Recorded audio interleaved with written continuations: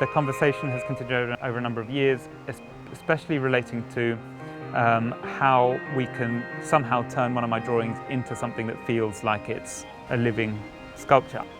Some kind of a pavilion was the way forward. The location sort of chose itself, and the length of it was really what we were most looking for.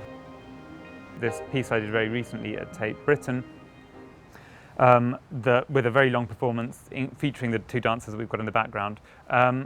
This performance had architectural elements, but they were all obviously roofed, and the walls were borrowed. You go from one to the other pavilion, and it's fairly logical. It choreographs the visitor, the drawing that's kind of come to life. I've always drawn buildings ever since I was a little child, but now it has become a vehicle for looking at the way that we use structures and the way that we plan cities and the way that we organise ourselves as people. You might do a project about, say, formal gardens or about high-rises or whatever it might be. So I use drawing as a way of looking at architecture. It's personal in the sense also that the particular interests I have aren't usual interests for the art world.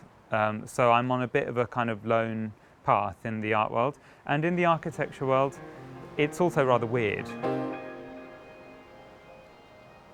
The point of opening it now is to give people a gist of what it's going to be like. But it's been a very, very, very close call. I mean, Robert and Nikki were working physically moving wheelbarrows at 10 o'clock at night last night, and already at 9 this morning they were still planting the trees, and we've been rehearsing. Since we've been working, the two dancers and I have sort of felt that it's really more about accentuating the difference between the two pavilions.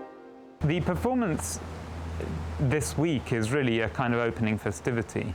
The performers later on are members of the public that walk through. The things that I was interested in looking at with this kind of architecture is what the 18th century felt like when you were in the 18th century, what it looked like when these pavilions that I'm referring to were actually new. This is what Twickenham and Strawberry Hill must have felt like in 1750. So the kind of newness and the just paintedness is, I think for me, is pleasurable. The important thing for me is to maintain that sense of newness, you know, to make sure that it's kept white and that the trees are kept young looking somehow.